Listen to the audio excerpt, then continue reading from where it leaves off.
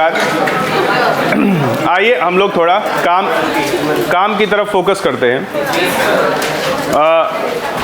पिछले लेक्चर में हम लोगों ने रेट को बारीकी से पढ़ा था और बारीकी से और इंफॉर्मेटिव तरीके से आपको मैं आगे और बता दूंगा। एक बड़ा प्यारा सा मैंने आज क्वेश्चन देखा था, लाओ शुरू करने से पहले उसको करा के फिर आगे शुरू करते हैं। क्यों दर्शना जी, करेंगी? ठीक है, इसी पे लिख देता हूँ, क्या दिक्कत है। अभी इसे भूल जाओ, ये जो लिखा है इसको क्या कर दो, भूल जाओ। इसी स्लाइड पे एक क्वेश्चन लिखता हूँ, थोड़ा मेरे को अच्छा लगा तो ले आया आपके लिए। लिखा है भैया क्वेश्चन में कि गिवन दिया हुआ है log minus DA upon DT is equals to log dB upon dt plus 0.3, and this relation is given for equation XA gives YB। किसके लिए दिया है ये? तो I am interested about X is to Y। X is to Y की value क्या क्या हो सकती है? तो ऑप्शन नंबर 1 हमको दिया है 1:2, ऑप्शन नंबर 2 हमको दिया है 2:1, ऑप्शन नंबर 3 हमको दिया है 3:1, ऑप्शन नंबर 4 हमको दिया है 1:3। ठीक है, आप सभी लोग इसको सॉल्व करिए। आपके पास समय है टोटल 60 सेकेंड।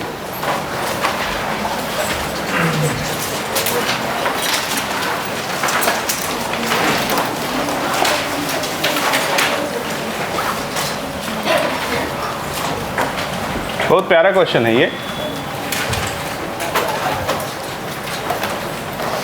जई सॉल्व हो गया बेटा? तो तुम लोग पता नहीं क्या जई ने कहा क्या, ये तो आ जाएगा बाकी बच्चों को।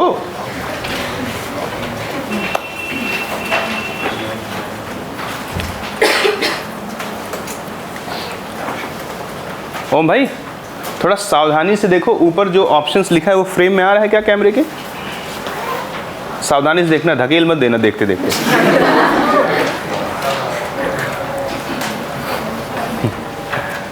गांव में एक कहावत कही जाती थी कि कई बार अपन किसी ऐसे आदमी से पानी मांग ले जो बहुत अपनी इज्जत करता हो, बहुत प्यार करता हो, और घबरा करके पूरा लोटा लेकर के कुएं में कूद जाए पानी निकालने, तो क्या करना पड़ेगा? पहले आदमी निकालो, फिर लोटा निकालो, फिर चलो दो पानी पियो। इससे ज़्यादा बेहतर क्या रहता है कि खुद ही पानी लेके पी लिया जाए। तो ऐसा, देखो भैया पार्थ भाई आ गए, स्वागत करो स्वागत करो। और क्लास में लेट आने के लिए मैं आपका केमिस्ट्री टीचर आपका स्वागत करता हूं। आइए आइए आइए, कोई बात।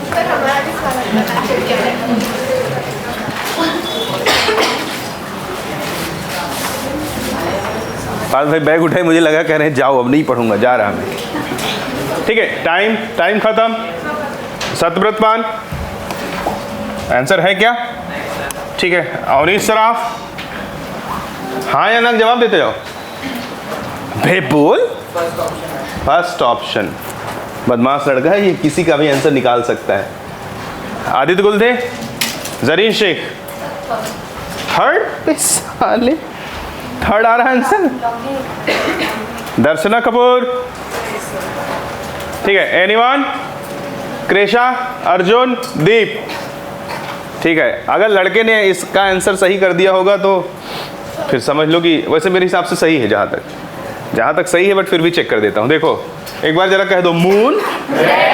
इधर देखो, अगर हम लोग देखें तो यहाँ पर क्या लिखा है? log minus DA by DT is equals to log DB by DT plus 0.3 लिखा है। ठीक है, इधर जरा देखिए भैया, इसको मैं ऐसे लिख सकता हूँ log minus DA by DT, ये बराबर हो जाए log DB by DT। Zareen ji, किस log का वैल्यू 0.3 होता है? वही नहीं पता है? अबे log 2 का वैल्यू, किसका? log 2 का। पक्का ना? log 1 कितना होता है? 0, log 2 कितना होता है? 0.3। log 3 कितना, सॉरी आपका चश्मा थोड़ा, ये देखो ये पॉइंट लगा है, चलो कोई बात नहीं, हाँ हो सकता है, चश्मे वाली है ना ये। इधर देखो इधर देखो इधर देखो, log माइनस, भैया बात न करिए, da/dt ये किसके बराबर हो जाएगा, log m प्लस n किसके बराबर होता है, log, यानी log 2 इंटू dB/dt। बोलो हाँ, log से log कट गया, log से log काट दूं, वह ऐसा नहीं कर देना, log आइडेंटिटी है ना, तो जब भी कभी अगर आ जाए ओम भाई कि log x बराबर है किसके मेरे शेर, log, तो ऐसा तभी संभव है जब x किसके बराबर हो जाए। तो अगर this particular log is equals to this particular log, it means that minus da/dt ये बराबर है किसके, बोलो 2 इंटू dB/dt के, कहो हाँ, कितना परसेंट, हाँ। अब जरा देखो यहाँ लिख दो रेट ऑफ रिएक्शन, अमन भाई rate of reaction in terms of A, काय म्हटलं, rate of reaction in terms of A is equals to rate of reaction in terms of B. इधर देखें minus da/dt 1/x is equals to dB/dt 1/y, कहो हाँ। तो मैं इस पीले वाले एक्सप्रेशन को ऐसे भी तो लिख सकता हूँ, माइनस da/dt, कहो हाँ, is equals to x/y dB/dt, कहो हाँ। अब जरा इसको देखो आंख फाड़ फाड़ के, देखे क्या, देखे क्या, इसको देखो आंख फाड़ फाड़ के, देखे क्या। अब हम दोनों को क्या कर देंगे, कंपेयर, क्या कर देंगे, जब कंपेयर कर देंगे तो x इज टू y किसके बराबर आ जाएगा, 2:2, यानी अनीस भाई का भी आंसर क्या था, गलत था, इट्स y बाय, बट पूछा क्या था, x बाय। तो आपको तो पहले ही बताया ना, रेशियो का, जब भी मैं आपकी मेंटल काउंसलिंग करता हूं तो मैं आपको हमेशा ये बात समझाने की कोशिश करता हूं कि नीट और जेई में किस तरह के क्वेश्चन में बच्चा आते हुए भी गलती कर देता है। रेशियो में सबसे पहले पूछा है x/y, निकाल दिया y/x, और दोनों ऑप्शन में दिया हुआ है, बोलो तो कैसा लगा आपको ये क्वेश्चन, बहुत अच्छा लगा, तो नोट कर दीजिए फटाफट, काफी अच्छा क्वेश्चन है ये।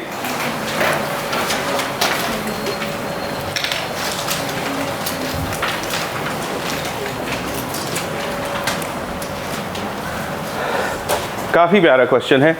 और इस भाई देखिए आप लगभग पूरा सब कुछ सॉल्व कर दिए थे, बट लास्ट एक जो बारीक धागा था वो आपको बीट कर गया, बट कोई बात नहीं, होता है।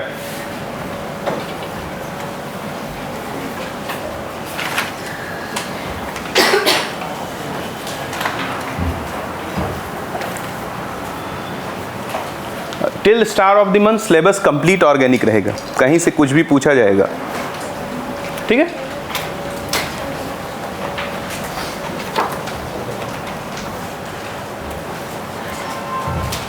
चौधरी जी क्लियर है, प्यारा क्वेश्चन है।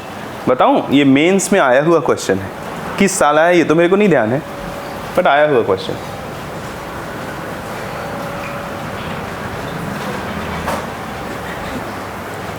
और एक बात बताऊं, जब से मैंने पढ़ाना सीखा है तब से मैं ये क्वेश्चन कराता हूं।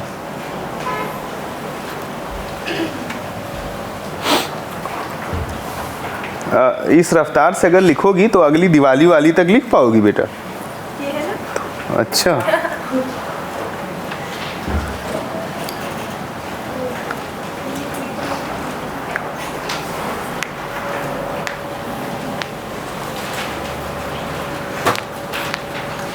सरकार हो गया, ठीक, इरेज कर दूं?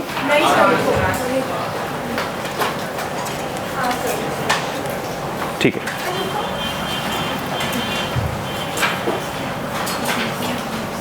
हो गया बेटा, आस्था हो गया, ठीक है। ये देखो हमने इसको कर दिया गायब। अब हमारा हेडिंग क्या है? Instantaneous rate of reaction. पीछे पूर्वा जी हमने क्या पढ़ा था? Rate of reaction. सारी चीज़ें याद है, सारे क्वेश्चंस याद हैं। उस पर बहुत बेहतरीन लेक्चर मैं अपलोड मारने वाला हूँ, और मतलब आपका क्लास का ही रिकॉर्डिंग है, बट कुछ एक क्वेश्चंस थे जो विजुअल नहीं थे, मैंने दोबारा उसको घर पे भी रिकॉर्ड किया, तो आपको मिल जाएगा आज रात तक हार्डली। चलो सरकार, रेट के जो पिछली क्लास थी वो ऑलमोस्ट क्लियर है आपको? आज की क्लास बहुत इंटरेस्टिंग और ज़बरदस्त होने वाली है, आपको बहुत ध्यान से एक एक बात को सुनते चलना है।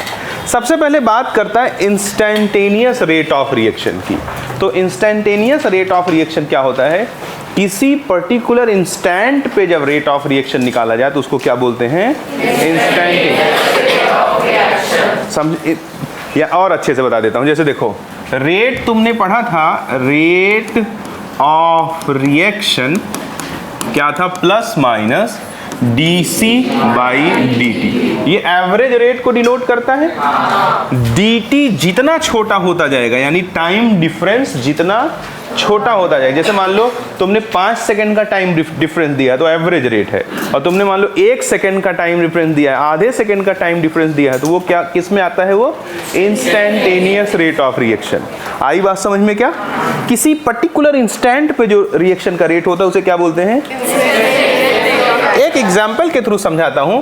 मान लो कि हमारे पास एक कोई रिएक्शन है R गिव्स P, ठीक है दर्शना जी, और इसमें जो कंसंट्रेशन ऑफ रिएक्टेंट है मेरे शेर, जिसको अपन क्या कह सकते हैं? R कह सकते हैं, वो समय के साथ 3t का cube plus 2t square plus 7 type का एक फंक्शन है, उस हिसाब से वैरी करता है। क्या बोला मैंने? हमारे पास एक केमिकल रिएक्शन है जिसमें R से क्या बन रहा है मेरे प्यारे बच्चे? P बन रहा है। इस पर्टिकुलर रिएक्शन के लिए जो कंसंट्रेशन ऑफ रिएक्टेंट है वो समय के साथ बदल रहा है। कैसे बदल रहा है ये भी क्वेश्चन में ही दिया हुआ है। अकॉर्डिंग टू दिस फंक्शन, इस फंक्शन समझते हो ना? इस फंक्शन के हिसाब से बदल रहा है। तो हमसे कहता है कि कैलकुलेट द, क्या कहता है? Rate of reaction. Calculate the rate of reaction. Calculate the rate of reaction at t is equals to 9 second. क्या कह रहा है?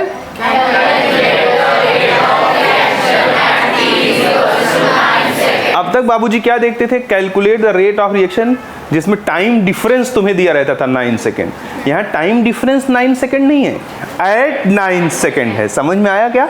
जैसे मान लो कि तुमने किसी रिएक्शन को ऑब्जर्व करना शुरू किया 10:10 पे, तो तुम्हारे सर जी 10:10 से लेकर के 10:10 के बीच रेट नहीं जानना चाह रहे हैं, क्योंकि वो तो क्या हो जाएगा? Average rate. तुम्हारे सर तुमसे जानना चाह रहे हैं ठीक 10:10 पे क्या रेट ऑफ रिएक्शन है, उस इंस्टेंट पे, नॉट कि उस टाइम डिफरेंस पे। दोनों बात तुम्हें समझ में आया? अगर टाइम डिफरेंस दूं तो 9 सेकेंड का है, और अगर टाइम डिफरेंस ना दूं तो 0 सेकेंड है, क्योंकि 9वां सेकंड घड़ी में 0 सेकंड के लिए बचता है। बोलो, आई बात समझ में कि नहीं आई? पता नहीं आई कि नहीं आई। ठीक है, तो जरा देखो, अब हम जानते हैं कि रेट निकालने के लिए we have to differentiate it with respect to time. तो चलो गुप्ते जी देखो, अब मैं इसको टाइम के रिस्पेक्ट में डिफरेंशिएट कर दूंगा। तो ये देखो dr बाई dt, आपको थोड़ा बहुत डिफरेंशिएशन आता है इनको? ठीक है, तो 3 सामने आ जाएगा, 9 प्लस 2 प्लस कांस्टेंट का डिफरेंशिएशन 0। ठीक है, अब ये हमको रेट मिल गया, कहो हाँ? यहाँ कैसा साइन लगा दे? माइनस। माइनस साइन रिप्रेजेंट कर रहा है कि किसका रेट है। यहाँ माइनस का कोई मैथमेटिकल मीनिंग तो होता नहीं मेरे प्यारे। ठीक है, अब मेरे को रेट चाहिए, रेट ये आ गया, तो मुझे कितने सेकंड पे चाहिए? तो यहाँ t इक्वल्स टू कितना पुट कर दूं? तो 9 9 जा इंटू 9 और प्लस 2, तो 9 81 इंटू 9 प्लस 2, तो 9 1 जा 9 और 9 72 और प्लस 2 731। बोलो हाँ। रेट की यूनिट क्या होगी ये तो जानते हो ना? कंसंट्रेशन मोल पर लीटर होता है और टाइम सेकंड होता है, तो क्या हो जाएगा? मोल पर लीटर पर कह दो हाँ। तो उम्मीद करता हूं कि शायद आपको इंस्टेंटेनियस रेट का मतलब समझ गया हो। समझ गया है? किसी पर्टिकुलर इंस्टेंट पे निकाला गया जो रेट होगा वो क्या कहलाएगा? Instantaneous rate of reaction. तो बच्चा मुझसे पूछ सकता है सर जी मैं कैसे जानूंगा कि कौन सा एवरेज रेट पूछ रहा है और कौन सा? तो जब तक कुछ न कहे तब तक समझ लो it is talking about average, और जब किसी इंस्टेंट पे कह दे तो समझ लो it is talking about instantaneous rate of reaction. तो नोट करिएगा।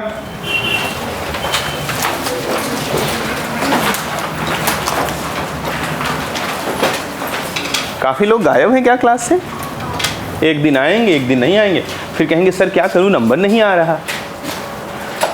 तो मैं उनको वैसे उपचार भी बताता हूं कि हर मंगलवार को सुबह हनुमान जी का पूजा करके और भर पेट केला खा के आइए, सब अपने आप समझ में आ जाएगा। या तो एक प्रदीप मिश्रा है, देखा आपने उसको?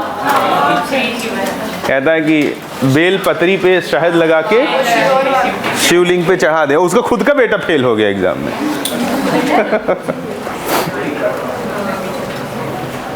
तो ये बेल पतरी वाले बच्चे हैं जो रोज नहीं आते क्लास पे, इनको उम्मीद है कुछ चमत्कार का।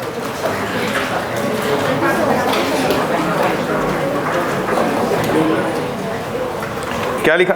रेट ऑफ क्या लिखा आपने? Instantaneous rate of reaction. हाँ तो रुको मुझे तो बोलने दो। क्या लिख डाला तुमने?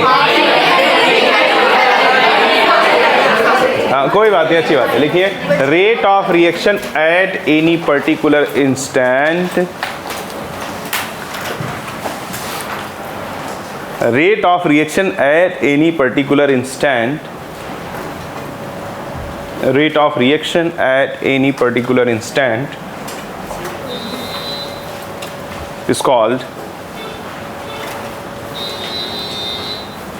rate of reaction at any particular instant is called instantaneous rate of reaction. The rate of reaction at any particular instant is called, बोलो? Instantaneous rate of reaction. ठीक है। अब लिखिएगा, क्वेश्चन लिख दीजिए। क्वेश्चन आपके सामने लिखा हुआ है। इस क्वेश्चन से थोड़ा ज़्यादा बेहतर तरीके से बातें समझ में आ जाती हैं।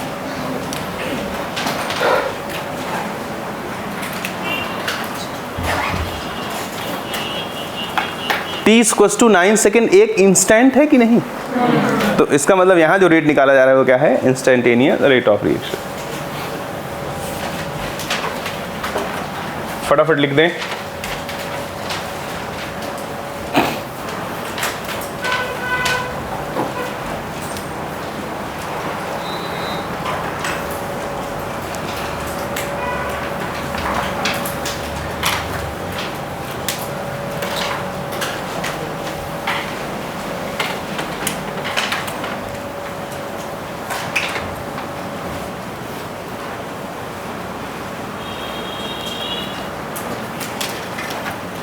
रेट वैसे काफ़ी ज़्यादा आ रही है, वो एक मैथमेटिकल टर्म है, मैंने समझाने के लिए उसका इस्तेमाल किया है।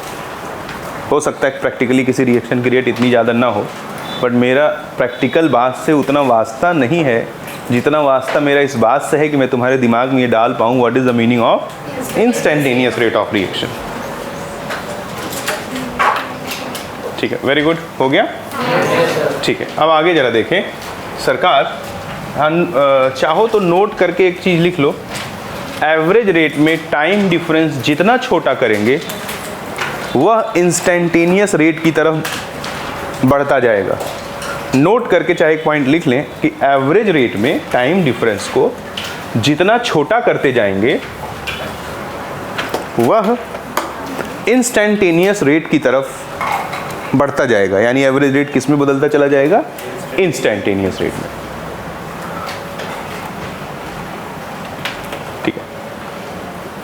बाबूजी हो गया?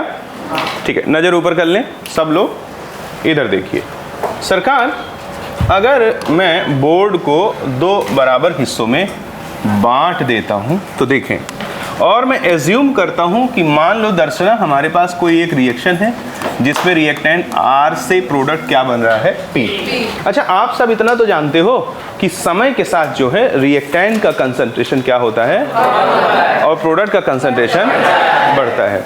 ठीक है, तो एक मैं ग्राफ लिख दे रहा हूँ, इसके बारे में ज़्यादा डिटेल नहीं बोलूँगा क्योंकि जैसे ही ऑर्डर्स पढ़ाना शुरू करूँगा तो कौन सा ग्राफ कैसा बनता है, वैसा ही क्यों बनता है, किसी और तरीके से क्यों नहीं बनता, इन सभी बातों का जवाब दूंगा। अभी कन्फाइंड वर्क करना है आज, जितना बोलूँगा उस पर ध्यान देना।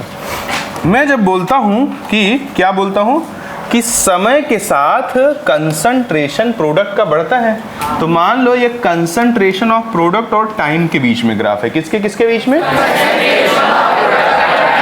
तो जब मैंने टाइम नहीं दिया तो प्रोडक्ट कितना होगा, 0। और जब टाइम दे दूंगा तो प्रोडक्ट क्या हो जाएगा, समय के साथ बढ़ जाएगा कि नहीं बढ़ जाएगा, बोलो हाँ। तो ये देखो मैंने बढ़ा दिया, समय के साथ प्रोडक्ट का कंसंट्रेशन बढ़ा दिया। अब सेम टाइम में क्या करूंगा, देखिए अब मैं यही ग्राफ ड्रॉ करना चाहता हूं, किसके लिए, कंसंट्रेशन ऑफ रिएक्टेंट और टाइम के लिए। किसके लिए? कंसंट्रेशन ऑफ रिएक्टेंट और टाइम। वो भी समय के साथ कंसंट्रेशन ऑफ रिएक्टेंट क्या होगा, बढ़ेगा कि घटेगा? कंसंट्रेशन ऑफ रिएक्टेंट टाइम के साथ क्या होगा, घटेगा। मानते हो? ठीक है, अब जरा गौर पूर्वक एक एक करके बातों को देखते चलिए। मान लीजिए बच्चों कि किसी टाइम t1 पर ये कंसंट्रेशन यहाँ जो प्रोडक्ट का है वो कितना है, C1 है, और मैंने किसी टाइम T2 पर जब कंसंट्रेशन निकाला तो कंसंट्रेशन मेरे को कितना मिल गया, सपोज इट इज C2 मिल गया। कितना मिल गया, C2। Any problem? अगर मैं इस लाइन को मिला दूं, बोलो कितना परसेंट? हाँ, 100%। तो देखिए ये T1 है, ये T2 है, और अगर मैं इन दोनों पॉइंट्स को निकालना चाहूं तो यहाँ तक की दूरी कितना है, C1, और यहाँ तक की दूरी कितना है, C2। तो ये डिस्टेंस कितना हो जाएगा, C2 माइनस C1। C2 बड़ा है कि छोटा?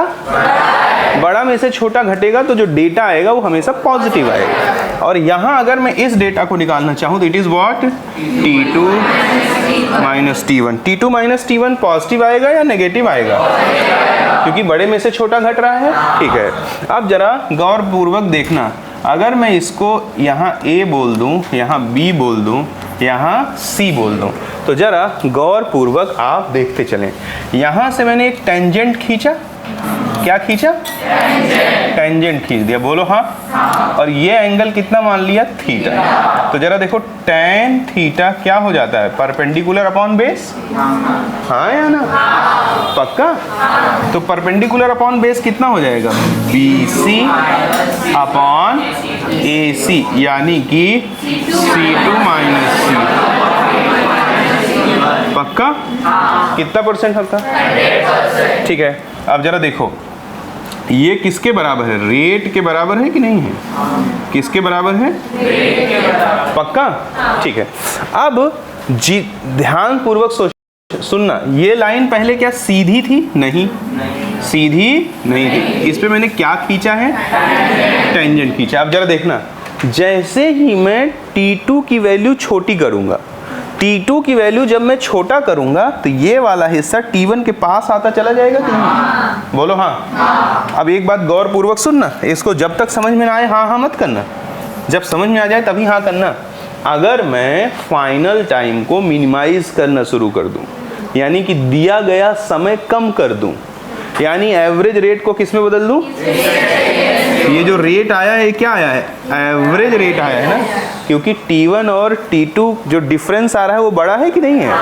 अब मैंने T2 को छोटा करना शुरू कर दिया, T2 को क्या करना शुरू कर दिया, तो ये जो पॉइंट C है ये खिसक के यहाँ कहीं आ जाएगा कि नहीं, और ये जो पॉइंट B है ये खिसक के यहाँ कहीं आ जाएगा कि नहीं।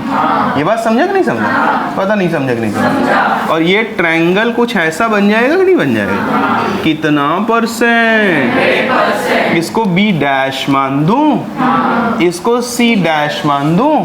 ठीक है, तो T2 को जब बहुत छोटा कर दिया तो tan थीटा कितना आ गया, B dash C dash upon AC dash, बोलो हाँ। अब जो ये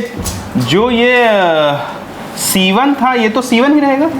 C2 जरा देखो यहाँ आ गया कि नहीं आ गया? तो पहले C2 देखो यहाँ से लेकर के यहाँ था, अब C2 यहाँ से लेकर के यहाँ है। C2 की वैल्यू छोटी हो गई कि नहीं हो गई? खोपड़ी में जा रहा है कुछ?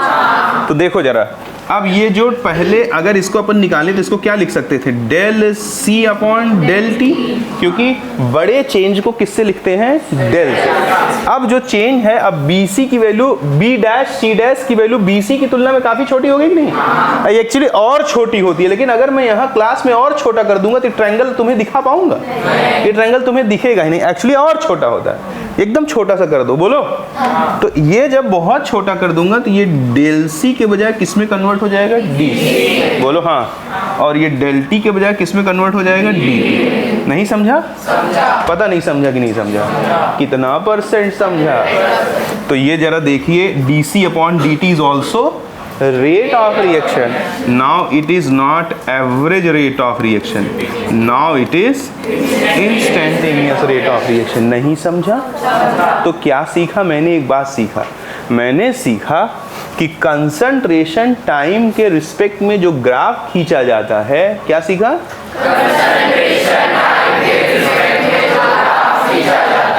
उसका जो टेंजेंट होता है वो किसको रिप्रेजेंट करता है? Instantaneous rate of reaction. किसको रिप्रेजेंट करता है? Instantaneous rate of reaction. क्योंकि ये देखो, ये कर्व जितना छोटा होगा टेंजेंट उतना सीधा हो जाएगा कि नहीं? पहले टेंजेंट देखो, ये कर्व टेढ़ा था कि नहीं था? तो परफेक्ट डेटा क्या निकल के आया कि कंसंट्रेशन टाइम कर्व पर खींचा गया टेंजेंट कुछ और नहीं, स्लोप को बताता है और साथ साथ इंस्टैन्टेनियस रेट को बताता है। पता नहीं समझे कि नहीं? देखो, tan theta is the slope and is equals to DC by DT, it is the instantaneous rate of reaction. ऊपर tan थीटा जो है वो एवरेज रेट के आया है, लेकिन इसमें मैंने बहुत ज़्यादा वो किया, राउंड ऑफ किया है कि नहीं? हाँ या ना? क्योंकि कर्व में पूरी लाइन सीधी सीधी थोड़ी आ रही थी, घूम के आ रही थी, उसको मैंने सीधा मान लिया था। तो ये डेटा उतना परफेक्ट नहीं है जितना परफेक्ट ये वाला डेटा है। कर्व जितना छोटा होगा ये लाइन उतनी सीधी होती चली जाएगी कि नहीं चली जाएगी? अब ये बात जैसे मैं बोल रहा हूँ वैसा तुम्हें समझ में आ रहा है या थोड़ा थोड़ा समझ में आ रहा है? पक्का? पक्का? इसमें एक बात सबसे बारीक है, पूछो क्या? कि तुम कह सकते हो कि देखो मैं क्या बोल रहा हूँ, सुनो। मैं कह रहा हूँ कि कंसंट्रेशन टाइम कर्व का जो स्लोप होगा वही उसका इंस्टैन्टेनियस रेट होगा। तो बच्चा मुझसे क्रॉस क्वेश्चन कर सकता है अगर तेज तर्रार हुआ तो। पूछो क्या? कि सर जी यहाँ तो लिखा है कंसंट्रेशन टाइम कर्व का जो स्लोप है वो एवरेज रेट के बराबर है। आप कभी कह रहे हैं एवरेज रेट के बराबर, आप कभी कह रहे हैं इंस्टैन्टेनियस रेट के बराबर, मैं कैसे जानूं? तो एवरेज रेट के बराबर जब मैंने निकाला है तब मैंने राउंड ऑफ ज़्यादा किया है। मैंने ऐसे कर्व सी लाइन थी जिसको मैंने स्ट्रेट लाइन मान लिया, बोलो हाँ। लेकिन जब मैंने इंस्टैन्टेनियस रेट निकाला तो क्योंकि ये ट्रायंगल इतना छोटा हो गया कि वहां पर वो कर्व किस में कन्वर्ट हो गया? इसलिए ये स्टेटमेंट परफेक्ट है after lots of round of, और ये स्टेटमेंट परफेक्ट है after nothing is round of. बोलो क्या बोलते? तो ज्यादा सही कौन हुआ? समझे नहीं समझे? इसलिए इसके सामने मैंने क्या कर दिया है? क्रॉस, और इसके सामने क्या कर दिया है? सही। तो ये जो लिखा अब मुझे लगता है प्रॉपर दिमाग में घुस गया होगा। फिर भी you can ask any question. Do you have any cross opinion? पक्का? ठीक है। सेम चीज मैं प्रूफ कर सकता हूं इस ग्राफ के लिए। तुम केवल धैर्य पूर्वक बैठो और बातों को ध्यान से सुनो। मेरे प्यारे सरकार, कोई भी एक टाइम चूज कर दो, suppose it is the T1, कोई दूसरा टाइम चूज कर दो, suppose it is a T2। ठीक है। T1 पे जो बाबूजी कंसंट्रेशन है वो कितना है? C1। T2 पे जो कंसंट्रेशन है वो कितना है? C2। कहो हाँ, दहाड़ के कहो हाँ। ठीक है। अब जरा देखो, इसको A मान लूँ, इसको B मान लूँ, इसको C मान लूँ, क्या ये परफेक्ट स्ट्रेट लाइन है? तो ट्रायंगल के नियम इसमें एप्लीकेबल नहीं होंगे। राइट एंगल ट्रायंगल थोड़ी है ये, बोलो कितना %? फिर भी मैं लगा दे रहा हूँ, ट्रायंगल A बी सी में। अब मैं राउंड ऑफ करके लगा रहा हूं ना, तो गुप्ते जी ये एंगल कितना है बेटा? थीटा। तो tan थीटा क्या हो जाएगा? Perpendicular upon base. ये ए बी है ना, this distance is C1, this distance is C2। Change जब निकाला जाता है तो हमेशा फाइनल माइनस इनिशियल किया जाता है, तो मैं यहाँ लिख दूंगा C2 माइनस C1, यहाँ लिख दूंगा T2 माइनस T1। तो जरा देखो tan theta, C2 minus C1 positive आएगा नेगेटिव आएगा? क्योंकि छोटे में से बड़ा घट रहा है और नेगेटिव आना भी चाहिए, because here we are considering the concentration of reactant. कितना %? तो ये आ जाएगा minus del C upon del T. ये रेट के बराबर होगा, but it is a average. यानी कि जो tan थीटा, जो कि क्या होता है? स्लोप। और किसी कर्व का स्लोप कैसे पता लगता है? जब उस पर टेंजेंट खींचते हैं। बोलो। तो देखो ये स्लोप है और ये स्लोप किसके बराबर आ रहा है? एवरेज। कब आ रहा है? जब हम ढेर सारा क्या कर रहे हैं? इसलिए ये परफेक्टली सही बात क्या है? अब यहीं से तुम्हें अपना थोड़ा सा अकल लगाना पड़ेगा। देखो, अगर मैं T2 को बहुत छोटा कर दूं तो ये जो पॉइंट C है ये बिल्कुल B पे चढ़ने को उतारू रहेगा कि नहीं उतारू रहेगा? अगर मैं T2 को T1 के T2 को T1 के जस्ट बराबर कर दूं, क्या बोला? T2 को T1 के जस्ट बराबर कर दूं, यानी T1 से थोड़ा ज्यादा कर दूं। बराबर नहीं बोला मैंने, जस्ट बराबर बोला है। यानी T1 से थोड़ा ज्यादा कर दूं, तो थोड़ा ज्यादा करूंगा तो T2 यहाँ कहीं आके लाई करेगा कि नहीं? और खूब छोटा सा ट्रायंगल बनेगा। उतना छोटा ट्रायंगल मैं बनाऊंगा तो बच्चों को दिखेगा क्या? तो महसूस करना है आपको, समझे क्या? कि मैंने T2 को बहुत छोटा कर दिया तो ये पॉइंट शिफ्ट कर जाएगा यहाँ कहीं। बोलो भाई, पक्का ना? तो देखो ऐसे हो जाएगा। देखो जब ये पॉइंट शिफ्ट करता जाएगा यहाँ कहीं, देखो जैसे जैसे समय घटाएंगे ये पॉइंट ऐसे आगे बढ़ता जाएगा कि नहीं बढ़ता जाएगा? बोलो। तो मान लो यहाँ कहीं शिफ्ट हो गया, ये हो गया हमारा T2 हो गया। बोलो कितना %? हाँ। तो ये देखो एक छोटा सा ट्रायंगल बना कि नहीं बना? बोलो भैया। अब जो कर्व था वो बिल्कुल साफ स्ट्रेट लाइन दिख रहा है कि नहीं? ट्रायंगल जितना छोटा होता जाएगा ये कर्व उतना ही स्ट्रेट लाइन में कन्वर्ट होता जाएगा कि नहीं? चक्कर आ गया? ये कितना हो गया? थीटा। तो देखो जरा tan थीटा, इसको A B डैश मान दूं, इसको C डैश मान दूं, तो क्या हो जाएगा? A B dash upon B dash C dash. A B dash कितना है? डेल सी है कि डी सी है? भाई पहले ए बी कितना बड़ा वैल्यू था? देखो इतना बड़ा वैल्यू था ना, अब देखो इतना छोटा हो गया कि नहीं? कुछ नहीं दिखा। अबे पहले ए बी इतना बड़ा था कि नहीं? अब ए बी देखो छोटा हो गया, और मैंने बोला कि और छोटा है, क्योंकि मुझे समझाना है इसलिए मैं इस ट्रायंगल को थोड़ा बड़ा बना रहा हूं। बेटा पीछे चक्कर आ गया? पहले देखो ए बी यहाँ से लेके यहाँ तक था। दिमाग पे थोड़ा जोर दो, नहीं तो ताज़ा दिमाग मार्केट में बेचना है क्या? ये देखो इसका पैसा दे दो, ये अनयूज्ड ब्रेन है। ये देखो ए बी डैश, ये ए बी डैश है, अगर ए बी है तो A B dash A B से छोटा दिख रहा है ग्राफ में। एक्चुअली जितना छोटा ग्राफ में दिख रहा है उससे भी ज़्यादा छोटा है। मैंने थोड़ा बड़ा इसलिए बनाया क्योंकि पूरी क्लास को समझाना है भाई। इतना छोटा ट्रायंगल बना दूं कि चश्मे वाले लोग देख ही ना पाए तो वो फिर मुझे पसंद नहीं करेंगे बिल्कुल भी। हाँ या ना? तो ए बी डैश किस में कन्वर्ट हो गया? D C with negative sign, because here taken concentration is belongs to reactant. और हमने देख लिया है कि फाइनल जो है वो इनिशियल से छोटा होगा, इसलिए नेगेटिव आएगा, और अपॉन में क्या आ जाएगा? It's D T. तो D C upon D T is the, मतलब अति छोटा हो गया जब, तो एवरेज रेट किस में बदल गया? समझे कि नहीं समझे? और हर जगह मीनिंग का मतलब होता है, यहाँ मैं मीनिंग अति छोटा मान रहा हूँ। समझे कि नहीं समझे? कई जगह मैं एवरेज रेट को भी डीसी बाई डीटी लिखूंगा, तो वहाँ आगे चिल्लाने मत लगना, वहाँ मैं चेंज को अति छोटा नहीं मान रहा हूँ। कई जगह मैं इंस्टेंटेनियस को, मतलब इंस्टेंटेनियस को तो हमेशा डीसी बाई डीटी लिखूंगा, कई जगह एवरेज को भी डीसी बाई डीटी लिख दूंगा। तो ये मत कहना सर डीसी बाई डीटी तो सर इंस्टेंटेनियस का था। अरे भाई इंस्टेंटेनियस में मैं डीसी को बहुत छोटा मान रहा हूँ, डीटी को बहुत छोटा मान रहा हूँ। जब मैं एवरेज कहता हूँ तो समझ लेना उसको बहुत छोटा नहीं मान रहा हूँ। नहीं समझा? ठीक है, अब जरा देखो ये क्या है? ये है रेट। कौन सा वाला? क्या सीखा तुमने? दोनों ग्राफ से तुमने एक ही बात सीखा। अब पता नहीं सीखा कि नहीं। क्या सीखा?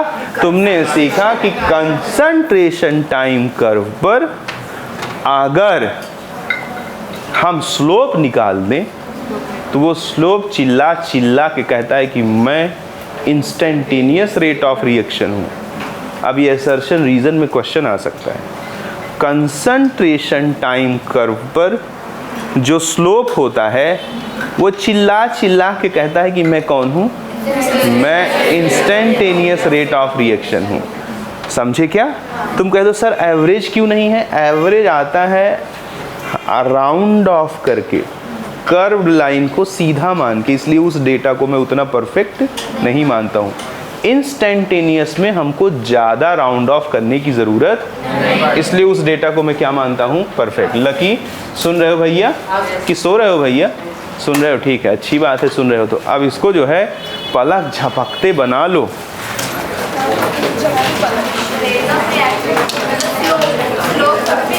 देखो अगर कोई बच्चा क्वेश्चन पूछ रहा है और उसी में तुम पूछ रहे हो कि क्या वे क्या हुआ था कल, तो मजा आएगा क्या? हाँ बोलो बेटा।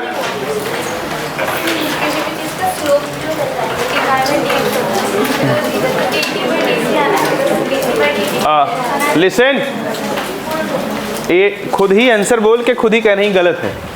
किसी का y और x के बीच में जो ग्राफ खींचा जाता है, कैलकुलस कहता है उसका स्लोप क्या होता है? dy बाई डी है। तो c और t के बीच में जो स्लोप है वो dc बाई dt बराबर है कि नहीं?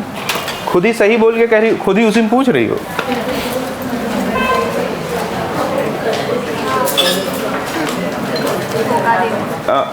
रात तो नहीं करोगे इसको लिखने में? हा? जल्दी से नोट करो।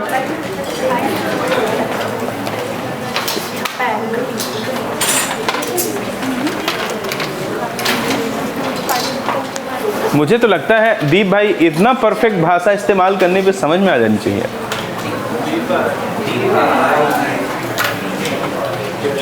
गर्मी में पानी पी लूं तुम्हारा? कुछ मिलाई उलाई तो नहीं है उसमें?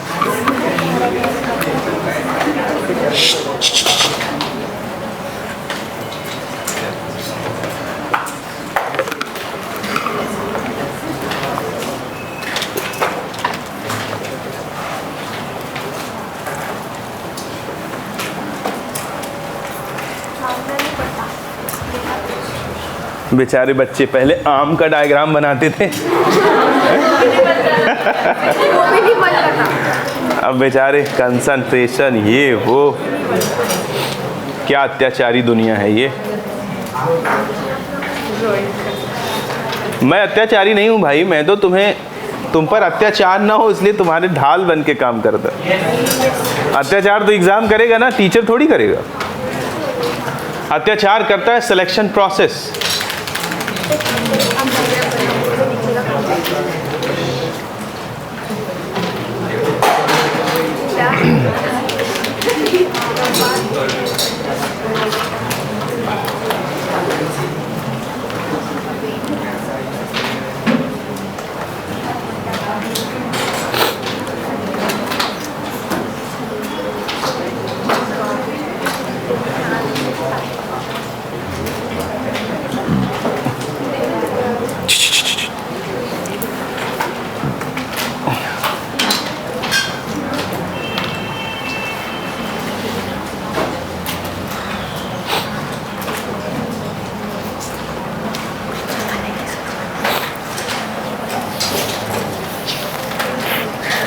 हरिओम।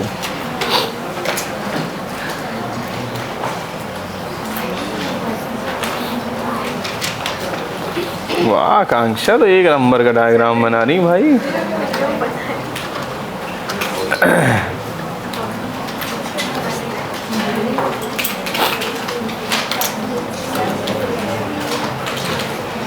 कुछ करना नहीं है, एक बार टी को बड़ा मानना है, फिर उसको छोटा कर देना। अपने आप जो ट्रायंगल बड़ा हुआ था वो क्या हो जाएगा? छोटा। कोई दिमाग लगाने की जरूरत नहीं है। कहीं भी T1 मान दो, T1 से बड़ा मान दो T2 को पहले केस में, फिर तुम्हें साफ साफ गलती दिख जाएगी कि हम लोग कर्व लाइन को स्ट्रेट कर रहे हैं।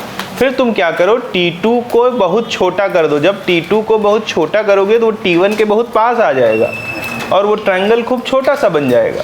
जब ट्रायंगल खूब छोटा सा बनेगा तो वही कर्व अपने आप स्ट्रेट लाइन में कन्वर्ट हो जाएगा, क्योंकि कोई कर्व जो है पॉइंट पे नहीं बनता, कर्व के लिए थोड़ी जगह चाहिए कि नहीं चाहिए। और जब ट्रायंगल पॉइंट के रूप में हो जाएगा तो वह कर्व अपने आप स्ट्रेट लाइन हो जाएगा। ये भाषा समझ रही है क्या? इसमें कोई रॉकेट साइंस नहीं है।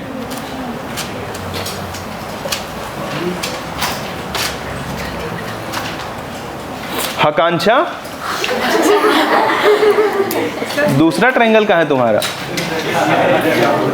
अच्छा ठीक ठीक ठीक, नहीं आकांक्षा ने पॉइंट T2 को एकदम लास्ट में मान दिया है। T2 को यहाँ बना दी। दीदी T2 थोड़ा इसके पहले बना दो।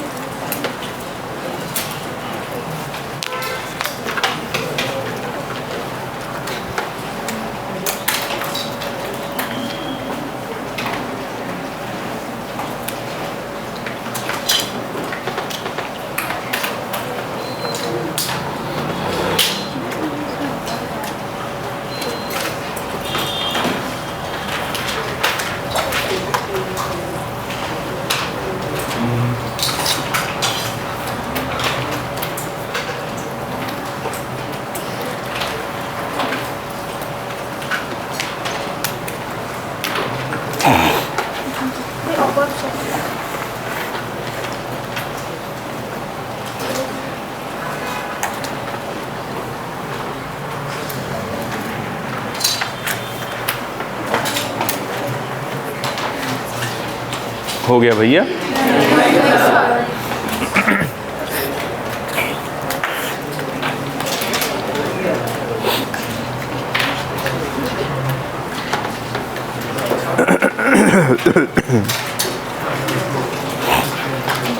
T1 कहीं मान दो, T2 उससे बड़ा मान दो पहली बार में। एवरेज रेट निकाल दो। एवरेज रेट के लिए हमने कर्व को स्ट्रेट लाइन माना है, इसलिए ये गलत है। फिर T2 को छोटा कर दो, T1 के पास आ जाएगा, छोटा सा ट्रायंगल बन जाएगा, वही कर्व सीधा हो जाएगा। फिर स्लोप निकाल दो, इंस्टेंटेनियस रेट हो जाएगा। एकदम से याद करके करोगे तो गड़बड़ होगा। सही तो की थी, क्या गलत कर दी? सही तो था। अच्छा,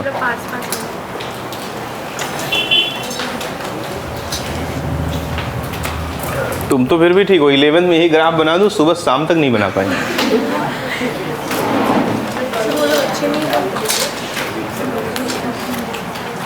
ऐसा कैसे?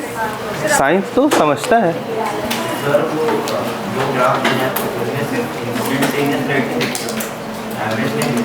एवरेज भी लिखना है, बट एवरेज परफेक्ट नहीं है, क्योंकि हमने स्लोप को स्ट्रेट लाइन माना है। अगर मैं इस ट्रायंगल को एज्यूम करूं तो क्या ये लाइन सीधी है? इसलिए इसमें tan थीटा वाला रूल लगा के मैंने सही नहीं किया है।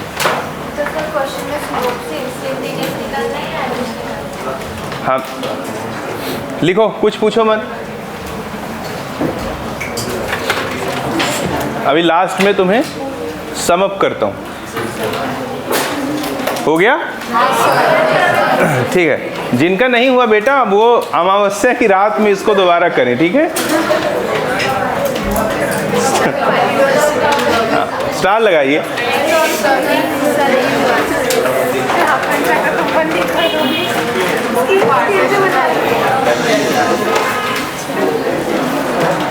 स्टार लगाएं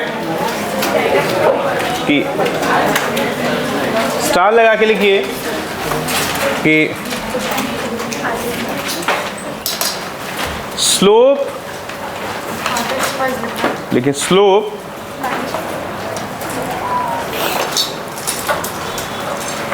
is equals to instantaneous rate of reaction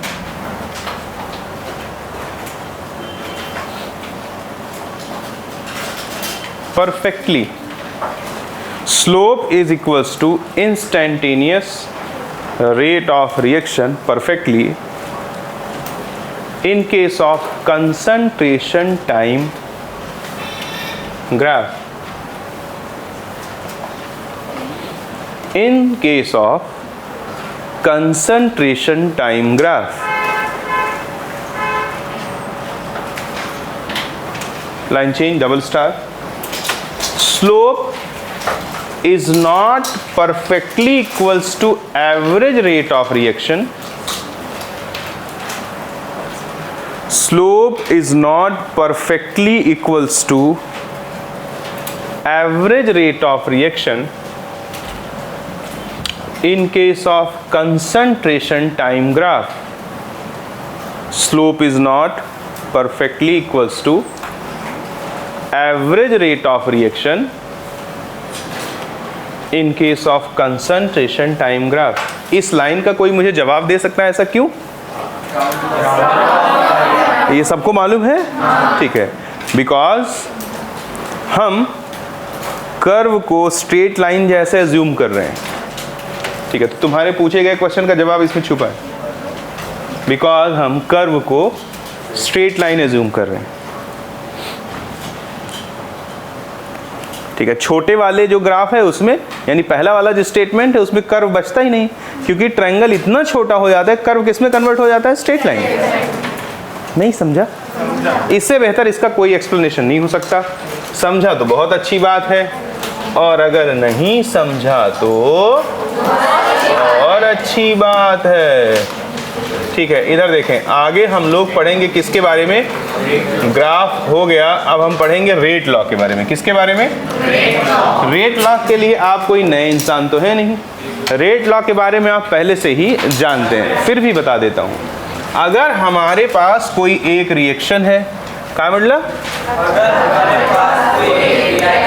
ठीक है, इधर देखिए, जैसे कि मैं मान लेता हूं A का A मोल B के B मोल से रिएक्ट करके C का C मोल और D का D मोल। तो रेट लॉ क्या कहता है? नजर सामने रेट लॉ कहता है, कुछ लोगों के चेहरे पे नींद आ गई, बताओ, इतनी देर में ही उनको नींद आ गई बेचारे को, जैसे हल चला के आ रहे हो। रेट लॉ क्या कहता है? Rate of any chemical reaction is directly proportional to the multiplication of concentration of reactant. Stop. मैं बोलता था आज तक raise to the power their respective stoichiometry, लेकिन आज नहीं बोलूंगा, क्योंकि अब तक की जो जानकारी थी अब उससे तुम्हें अपलिफ्ट करने वाला हूं। तो ये पावर होता है x और y। कितना होता है? x और y। इसको ना तो इंसान जानता है, ना वैज्ञानिक और ना परमात्मा। इसे जानना है तो केवल एक रास्ता है सबके पास, एक्सपेरिमेंट। क्या है? एक्सपेरिमेंट। तो अब गौर पूर्वक सुनना, अगर रिएक्शन एलिमेंट्री हो तो अगला सवाल आ गया, what is the meaning of elementary reaction? Elementary reaction हो अगर, तो x और y जो है वो a और b के क्या हो जाता है? बराबर। Means my statement is valid only and only for elementary reaction. Careful होकर के, अलर्ट होके सुन रहे हो? ठीक है, अलर्ट होके सुनोगे तो मैं ऐसा रैप्टा बजाऊंगा इस यूनिट पे कि क्वेश्चन थूक मारने से सॉल्व हो जाएगा, याद रख लेना। नीट का जो लेवल है वो बहुत ही छोटा लेवल है, घबराना मत जरा सा, उससे बहुत अबव लेवल पे आपको पढ़ाऊंगा। ध्यान पूर्वक आप बातों को सुनते चलें। मीन्स जब मैं कहता हूं कि rate of any chemical reaction is directly proportional to multiplication of concentration of reactant and raise to the power their respective stoichiometric coefficient, तो मेरा पूरा कंसर्न किसके लिए रहता है? एलिमेंट्री। लेकिन अगर रिएक्शन एलिमेंट्री नहीं हुई, एलिमेंट्री रिएक्शन उसको बोलते हैं जो सिंगल स्टेप में हो जाए, और अगर रिएक्शन एलिमेंट्री नहीं हुई तो जो एलिमेंट्री नहीं होता है उसके लिए केमिस्ट्री में यूज करते हैं एक शब्द कॉम्प्लेक्स रिएक्शन। क्या यूज करते हैं? वो सभी रिएक्शन कॉम्प्लेक्स हैं इन टर्म्स ऑफ केमिकल काइनेटिक्स जो एक स्टेप में नहीं होती हैं। तो x और y बराबर नहीं होता है किसके? a और b के। आई बात समझ में? एक स्टेप ज़्यादा जाने तो जो हम हमेशा पावर a और b लगाते थे, this is valid only and only for the elementary reaction. तो रेट लॉ ये है परफेक्ट रेट लॉ, ठीक है। अब मैं चल रहा हूं ऑर्डर पढ़ाने और मॉलिक्यूलरिटी पढ़ाने। क्या क्या पढ़ाने? सामान्य परिभाषा जो कहता है इसको मैं ऐसे भी तो लिख सकता हूं, रेट इज इक्वल्स टू के ए की पावर x b की पावर y, जहां के प्रोपोर्शनैलिटी कांस्टेंट है और ये हो गया तुम्हारा रेट लॉ एक्सप्रेशन। बोलो, तो जो सामान्य डेफिनेशन है वो क्या कहता है कि रेट लॉ एक्सप्रेशन में, क्या मतलब? रेट लॉ एक्सप्रेशन में कंसंट्रेशन के पावर का सम, जो कि x प्लस वाई है, ये रिएक्शन का क्या कहलाता है? ऑर्डर। क्या कहलाता है? आज तक ऑर्डर ऑफ रिएक्शन 11 से सुनते आए थे कि नहीं आए थे? तो सबसे पहली बात मैं जो तुम्हें बेसिक सिखा रहा हूँ, बहुत बेसिक है, इसके ऊपर भी सिखाऊंगा। मैंने क्या बोला कि रेट लॉ एक्सप्रेशन में कंसंट्रेशन के पावर का जो सम होता है वही क्या कहलाता है? इसको और एक तरीके से पढ़ते हैं, order with respect to A. तो ए के रिस्पेक्ट में ऑर्डर कितना है? x। Order with respect to B, B के रिस्पेक्ट में ऑर्डर कितना है? y। ठीक है, तो ये बेसिक बात, ये थोड़ा अच्छे से पढ़ा देगा। ऑर्डर एंड मॉलिक्यूलरिटी को जब हम पढ़ेंगे तो जरा कायदे से पढ़ लेते हैं। उससे पहले चलो पिछली बातें आप नोट कर दीजिए, विदाउट कोई वो लिखे, सीधे इतना लिख दो, क्योंकि ये सब 11th वगैरह मैंने आपको डिटेल में पढ़ा रखा है। रेट लॉ में खट से लिखो, कोई लैंग्वेज लिखने की ज़रूरत नहीं। फिर आपको मैं डिटेल में पढ़ाता हूँ ऑर्डर के बारे में।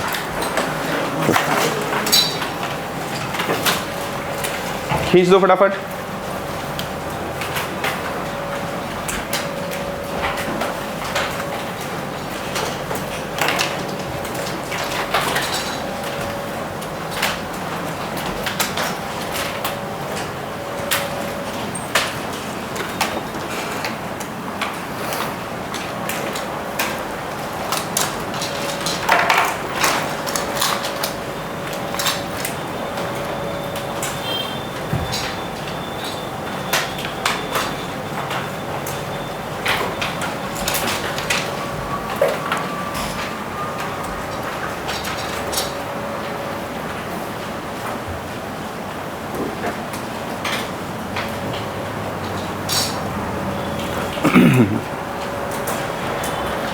एलिमेंट्री रिएक्शन का क्या मतलब समझोगी कि रिएक्शन कितने स्टेप में हो जाता है? एक।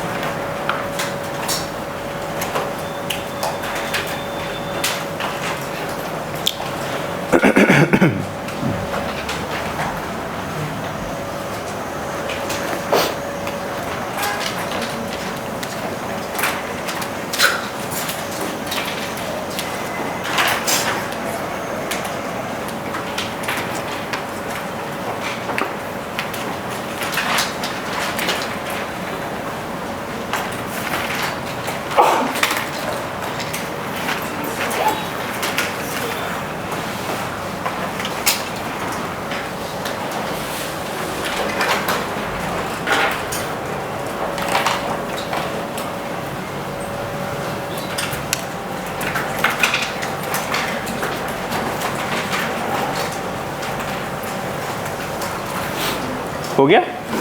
ठीक। अब जरा थोड़ा कायदे से समझना बात को, ठीक है भैया? ठीक। अब देखो, हाँ चलो एक लाइन इसमें लिख दो कि the sum of power of concentration terms in rate law expression, the sum of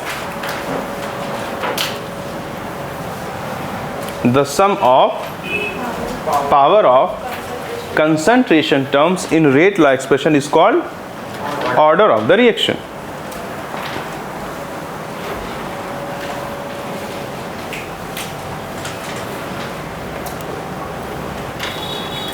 हो गया? ठीक है, अब जरा देखिए, अब हम लोग ऑर्डर और मॉलिक्यूलरिटी के बारे में पढ़ने वाले हैं। किसके बारे में पढ़ने वाले हैं? पक्का? ठीक है, तो नज़र ऊपर कर लीजिए और लिखना बंद कर दीजिए। सबसे पहली बात है कि अगर मैं किसके बारे में पढ़ना चाहता हूँ, ऑर्डर के, और साथ साथ में किसके बारे में पढ़ना चाहता हूँ, मॉलिक्यूलरिटी के। किसके बारे में? मॉलिक्यूलरिटी के बारे में। तो चलो हम ऐसे ही मान लेते हैं, मान लो हमारे पास एक रिएक्शन है जिसमें 2A B से रिएक्ट करके 5C प्रोड्यूस कर रहा है। क्या कर रहा है? 2A 5C प्रोड्यूस कर रहा है। बोलो। तो ऑर्डर और मॉलिक्यूलरिटी पढ़ाने से पहले सबसे पहला पॉइंट जो मैं लिखूंगा वो मैं लिखूंगा कि order is a experimental value. By seeing the reaction we can not calculate the order of any reaction. पहला पॉइंट मैं अपने बच्चे से यही कहूँगा कि दुनिया के किसी भी रिएक्शन का ऑर्डर हम आँखों से देख करके नहीं जान सकते हैं, वो एक एक्सपेरिमेंटल वैल्यू है। क्या है वो? एक आई बात समझ में? ठीक है, तो सबसे पहला पॉइंट साथ साथ लिखते चलें कि order is a experimental value.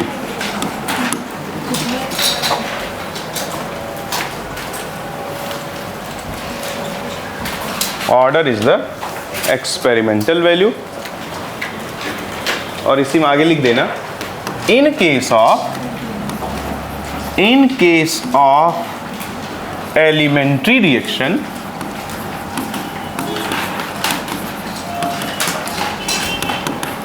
it is equal to the, अभी लिखे हो, it is equal to the sum of power of concentration term।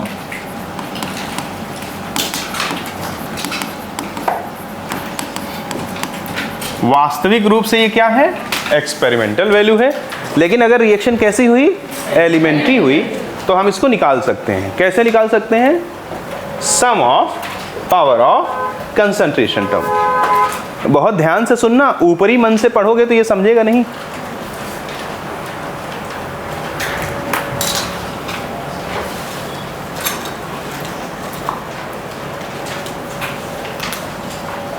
हो गया बाबूजी? ठीक है, अब अवनीश भाई देखो, अगर हम एक पैन में पानी रख दें और दूसरे पैन में दूध, पानी में अदरक डाल दें और दूध में इलायची, और पानी में चाय की पत्ती डाल दें और दूध में चीनी, और दोनों पैन को अलग अलग उबाल दें, तो चाय बन जाएगा? पता नहीं क्या बवासीर बन जाएगा। बोलो। ठीक है, अगर आपको चाय बनाना है तो चाय is the combined product of all species which is collected in both different pans. ठीक है, अब समझना बात को। रिएक्शन की पहली रिक्वायरमेंट है कांटेक्ट। बिना रिएक्टेंट मॉलिक्यूल एक दूसरे के कांटेक्ट में आए रिएक्शन को आगे बढ़ा, ऐसा आप मानते हैं कि नहीं मानते हैं? कितना %? 100%। ठीक है, तो जरा देखना कि सर जी तुम्हारे बोल क्या रहे हैं कि नंबर ऑफ रिएक्टिंग मॉलिक्यूल, क्या बोला? Number of reacting molecule which collide with each other to form product is called molecularity of the reaction। तो देखना जरा मैं क्या लिखता हूँ इसका डेफिनेशन कि नंबर ऑफ, क्या बोला? नंबर ऑफ रिएक्टिंग मॉलिक्यूल, क्या बोला? Number of reacting molecule which collide with each other, which collide with each other, which collide with each other to form, आवाज नहीं आई, to form product is called molecularity of the reaction। Reactant molecule की वो संख्या जो आपस में टक्कर करके क्या बना देता है? प्रोडक्ट बना देता है, उसको क्या बोलते हैं? मॉलिक्यूलरिटी बोलते हैं। अब मैंने लिखने को अभी थोड़ा मना किया है ना, जब मैं बोलूँगा तब लिखना। देखो, अब जैसे देखो यहाँ पर प्रोडक्ट बनाने के लिए कितने मॉलिक्यूल आपस में टक्कर कर रहे हैं? 2 तो एक है, एटम है यहाँ, मॉलिक्यूल कुछ भी, तो 2 तो है A और 1 है B। तो यहाँ पर मॉलिक्यूलरिटी कितनी हो जाएगी? 2 और 1 मिलकर के कितना हो जाएगा? 3। कितना हो जाएगा? कितना परसेंट? 100%। अब थोड़ा डिटेल एक्सप्लेनेशन देता हूँ। सवालों को स्पेशली सिंगेज वगैरह जैसी किताबों को न्यूट्रलाइज करने के लिए आपके पास परफेक्ट नॉलेज होना चाहिए। देखना, अगर मैं बोलूँ कि जनरली जो है मॉलिक्यूलरिटी 3 से ज़्यादा हो तो सकती है लेकिन होती नहीं है, तो ये स्टेटमेंट थोड़ा ध्यान से समझाना पड़ेगा। 3 भी मॉलिक्यूलरिटी काफ़ी कम ही होती है, 3 से ज़्यादा तो लगभग ना के बराबर, 0% चांस है होने का। अब पूछो क्यों? जैसे मान लो कि कंटिन्यूअस मॉलिक्यूल्स के बीच में कोलिजन हो रहा है, बोलो हाँ। तो देखो एक साथ 3 मॉलिक्यूल टकरा सकते हैं। अब तुम कह दो सर एक ऊपर से आके टकरा जाए, अगर एक मॉलिक्यूल ऊपर से आकर के टकरा जाएगा तो वो भी जरा देखो 1 2 3 यही तीनों आपस में कांटेक्ट है, पीला और नीला वाला आपस में कांटेक्ट में नहीं। बच्चा कह सकता है सर जब ये सर ऐसे ऐसे ऐसे टकराया था सर, तो ऊपर से आके एक मॉलिक्यूल टकरा जाए सर, देखो अब 4 मॉलिक्यूल आपस में कांटेक्ट में आ गए। और इसी वक्त सर नीचे से भी आके एक मॉलिक्यूल टकरा जाए, जैसे इसके ऊपर से आके टकराया वैसे इसके नीचे से आके नहीं टकरा सकता, तो तुम तो कह सकते हो सर 5 मॉलिक्यूल आपस में टक्कर कर सकते हैं। तो एक बात बताओ, जब कहीं रैंडम कोलिजन हो रहा होगा तो 3 मॉलिक्यूल टकरा के बैठे रहेंगे, आओ मुझसे टकराओ, वो तो धड़ाधड़ कोलाइड कर रहे हैं ना। तो किसी इंस्टेंट यही चांस बनना कि इधर से एक आए, इधर से एक आए और इधर से एक आए, तीनों एक समय पे एक साथ कोलाइड कर जाएं, इसी की पॉसिबिलिटी बहुत कम है। अबे हाँ क्या? अब तीनों टक्कर करके चौथे के आने का इंतजार करें, ऐसा संभव तो है कि 5 मॉलिक्यूल आपस में कांटेक्ट में आ सकते हैं, लेकिन आते नहीं। समझे कि नहीं समझे? जितनी भी केमिकल रिएक्शन है किसी की भी मॉलिक्यूलरिटी 3 से ज़्यादा होती नहीं। हो सकती है लेकिन होती नहीं, क्योंकि 5 मॉलिक्यूल एक साथ एक ही समय पे टकराएं इसकी प्रोबेबिलिटी कम नहीं होती, अति कम होती। इवन 3 मॉलिक्यूल के ही एक साथ टकराने की पॉसिबिलिटी काफ़ी कम होती है। नहीं समझा? पता नहीं समझा कि नहीं समझा? इससे अच्छा, इससे सेलेक्टिव शब्दों का इस्तेमाल मैं नहीं कर सकता। उम्मीद करता हूँ कि आपको परफेक्ट वे में बातें समझ में आई होंगी। तो मॉलिक्यूलरिटी 3 होती है अधिकतम, 3 से ज़्यादा मॉलिक्यूलरिटी सामान्य अवस्था में देखी हो तो सकती है, थ्योरेटिकली, एक्सपेरिमेंटली ऐसा कहीं दिखता नहीं है। क्या मैं आपको समझा सका? Do you have any cross opinion? Okay से मॉलिक्यूलरिटी जिनकी 1 है तो एक ही मॉलिक्यूल से प्रोडक्ट बन जाता है। नहीं तो आपस वो एक ही मॉलिक्यूल रिस्पॉन्सिबल रहता है प्रोडक्ट के लिए। कई बार एक ही चीज टूट के 2 बना देता है ना। बोलो तो वहाँ कोलिजन की रिक्वायरमेंट है क्या? नहीं है। मैंने बोला अधिकतम केसेस में अब दूध से तुमको रबड़ी बनानी है तो वहाँ कुछ डालने की जरूरत है? बस हीट कर दो, दूध का ही प्रोडक्ट क्या है? रबड़ी है। बोलो हाँ। पता नहीं समझा कि नहीं? पता नहीं समझा कि नहीं? तो मैंने क्या बोला? मैंने बोला ऑर्डर के बारे में। आपने लिख लिया अच्छे से? अब मैं आपको समय देता हूँ, आप लिख दीजिए मॉलिक्यूलरिटी के बारे में। किसी बात को तब तक हाँ मत कहना जब तक आप उससे कन्विंस ना हो। और मुझे लगता है अलर्ट होके मेरी बात सुन रहे होगे, तो मैं वो बात बोलता ही नहीं जिससे मैं खुद कन्विंस ना हूं।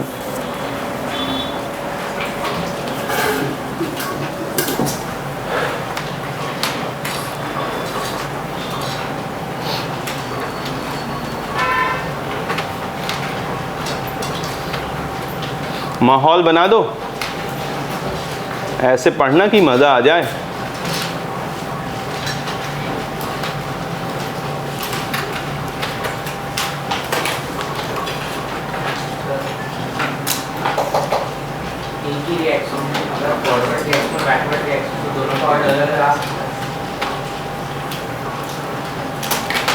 ऑर्डर वैसे हम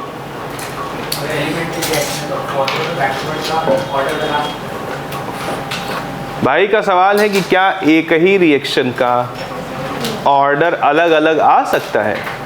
एक रिएक्शन का ऑर्डर कहाँ से अलग अलग आ जाएगा? फॉरवर्ड और बैकवर्ड डायरेक्शन का ऑर्डर अलग हो सकता है कि नहीं हो सकता है? क्यों नहीं हो सकता? और वो कैसे पता लगेगा?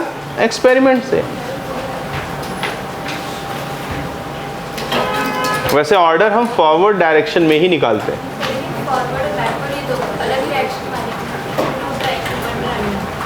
जो भी ऑर्डर्स हम निकालते हैं वो फॉरवर्ड डायरेक्शन के लिए ही अभी तक तो मैंने निकाला, बैकवर्ड के लिए तो ऑर्डर कभी निकाला नहीं है।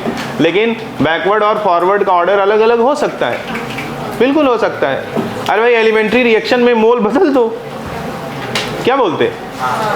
ठीक है, बड़ी जल्दी लिख दिया आप लोगों ने, थैंक यू।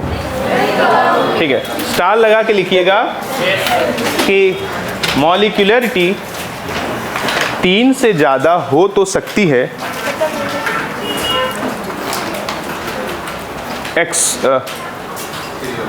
थ्योरेटिकली। गाड़ी हटानी है, गाड़ी नहीं निकलनी। अभी सर हटा तो रहे गाड़ी ना? नहीं, उनकी आपकी पीछे उठा के रख दो अमीनो सर की गाड़ी अलग। ठीक है, आपको लिखना है कि क्या लिखना है कि मॉलिक्यूलरिटी, उनको दे दो निकाल देंगे। मॉलिक्यूलरिटी 3 से ज़्यादा हो सकती है, कैसे? लेकिन एक्सपेरिमेंटली होती नहीं है, लेकिन एक्सपेरिमेंटली होती नहीं है। ये समझ तो गए होगे ना बाबा? ठीक है, राज की बात बताऊं, अगर कहीं तुमको मॉलिक्यूलरिटी 3 से ज़्यादा दिख रही है, समझ लेना कॉम्प्लेक्स रिएक्शन है। लिखना मत, खाली एहसास कर लो। अगर कहीं तुम्हें दिख रहा, 3 से ज़्यादा होती तो है नहीं, अगर तुम्हें कहीं दिख रहा है कि 3 से ज़्यादा लग रही है, यानी कि यहाँ मान लो 2 मोल है और यहाँ 3 मोल है, तो 5 आएगा कि नहीं आएगा? अगर अपन अपने आप को मूर्ख मानकर मॉलिक्यूलरिटी निकाली तो 5 आएगा। बस समझ लेना कौन सा रिएक्शन है, कॉम्प्लेक्स। समझे कि नहीं समझे?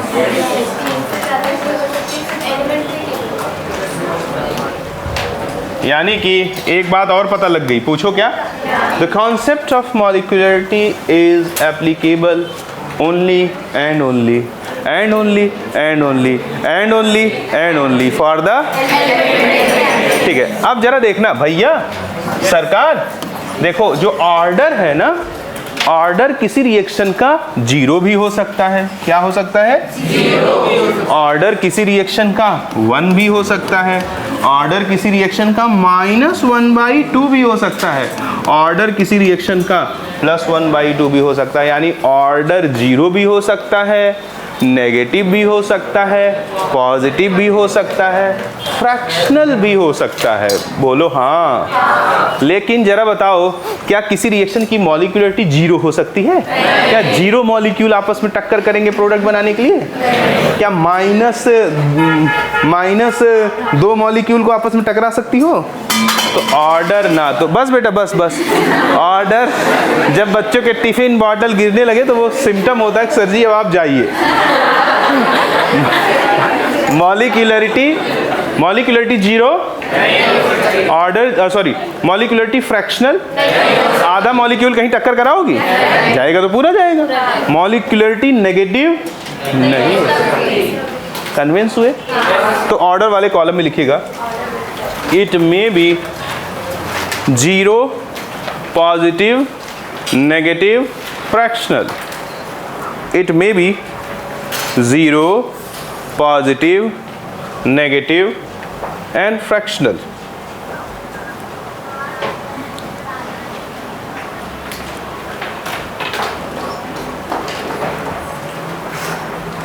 डन? ठीक है, नेक्स्ट पॉइंट। अब आ जाइए मॉलिक्यूलरिटी में। इट इज ऑलवेज, आवाज नहीं आई? हाँ, मॉलिक्यूलरिटी ना तो 0 हो सकती है, ना नेगेटिव हो सकती है, ना फ्रैक्शनल हो सकती है। It is always positive. Done? ठीक है सरकार, अगर मैं आगे चलूंगा भैया और आगे और बातें बोलूंगा तो एक एक करके आप देखते चलें। ऑर्डर के बारे में इतना सुन लिया। अब जैसे देखो, मान लो हमारे पास एक एलिमेंट्री रिएक्शन है। कैसी रिएक्शन है? एलिमेंट्री रिएक्शन है, जिसमें 3A + 1B रिएक्ट करके क्या बना रहा है? या ऐसे 2A + 1B रिएक्ट करके क्या बना रहा है? 5C। पक्का? अगर मैं इसका रेट वाला एक्सप्रेशन लिखूंगा तो rate is equal to K। A की पावर डायरेक्ट 2 लिख सकता हूँ क्योंकि रिएक्शन क्या है, और B की पावर डायरेक्ट 1 लिख सकता हूँ क्योंकि रिएक्शन क्या है। ठीक है, अब जरा देखो इसका ऑर्डर कितना है? 2 + 1 है, 3 है। बोलो हाँ। और इसी एलिमेंट्री रिएक्शन की 2a + 1b = 5c। इसका मॉलिक्यूलरिटी कितना है? 2 + 1 3। क्या सीखा? एलिमेंट्री रिएक्शन का ऑर्डर, लेकिन सबका नहीं होता है, सिर्फ एलिमेंट्री रिएक्शन का। पक्का ना? तो आप इसको, ये तो एक जनरल पॉइंट हो गया कि नहीं हो गया? तो स्टार लगा के उसी में लिख दीजिएगा कि दोनों कॉलम में से कहीं नहीं जाएगा। ये एक जनरल पॉइंट है, हाँ या ना? तो क्या है आपका जनरल पॉइंट? कि order and molecularity of an elementary reaction is always equal. Order and molecularity of an elementary reaction is always equal.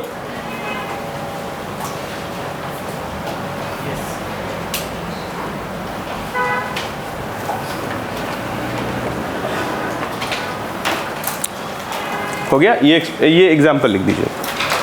Order and molecularity of an elementary reaction is always equal.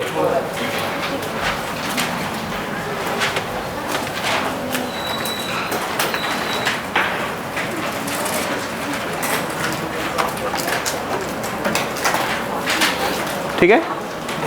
पक्का?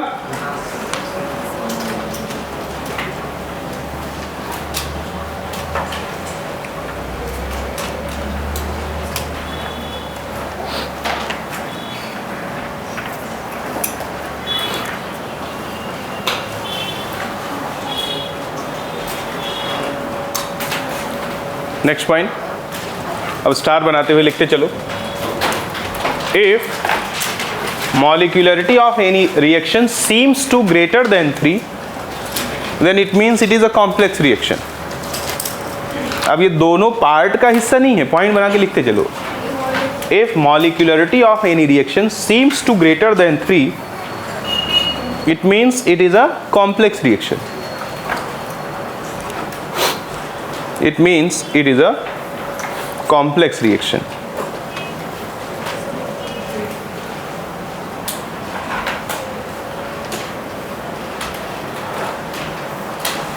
बोलो, ठीक है। Next point, no order reaction. एक नई सी बात है, बता देता हूं तुमको। क्या है? No order reaction. लिखिएगा, if rate of any reaction, if rate of any reaction cannot be represented in terms of rate law, if rate of any reaction cannot be represented in terms of rate law, क्या बोला? If rate of any reaction cannot be represented in terms of rate law,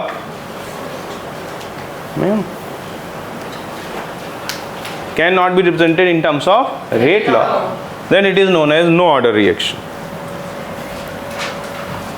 जैसे ये reaction है, ये NCERT में नहीं मिलेगा आपको। रेट इसका होता है KH2 Br2 का power 1/2 upon 1 plus HBr divided by Br2 का पावर m, जहाँ पर m एक कांस्टेंट है। तो बताओ इसका जो रेट लॉ एक्सप्रेशन है परफेक्टली रेट लॉ के फॉर्म में है? अबे सांप सूंघ गया क्या? हेलो बोलोगे? इसका परफेक्टली रेट लॉ के फॉर्म में है। परफेक्टली रेट लॉ क्या था? Rate is equals to KH2 into Br2 XY होता। अब XY 1 के बराबर है या नहीं, इस बात पे डिपेंड करेगा कि रिएक्शन एलिमेंट्री है या नहीं। वो एक्सपेरिमेंटल बात है, उसको छोड़ो। बोलो, तो क्या इसका रेट, ये बहुत टॉप की चीज है, क्या इसका रेट लॉ के एक्सप्रेशन में लिखा जा सकता है? नहीं। तो इस तरह की रिएक्शन जिनका रेट लॉ के एक्सप्रेशन में नहीं लिखा जा सकता, उनको क्या बोलते हैं? नो ऑर्डर रिएक्शन बोलते हैं। ये एक एडिशनल पॉइंट था। ठीक है, आज के लिए इतना पर्याप्त है। थैंक यू, स्टॉप करो।